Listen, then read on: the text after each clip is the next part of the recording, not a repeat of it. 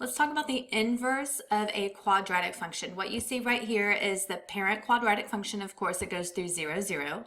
And we're going to talk about the inverse of that. And we're going to still talk about the inverse as a function. And I'll bring up function again in a moment.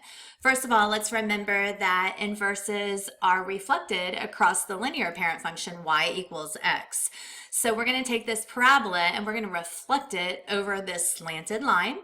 And it turns into this right here. Let me take this off and let me go ahead and take off the line of reflection. That is the inverse of the quadratic function, which goes through the vertex, the parent quadratic function. But we are going to talk about the inverse of the quadratic function, which is really just the square root function.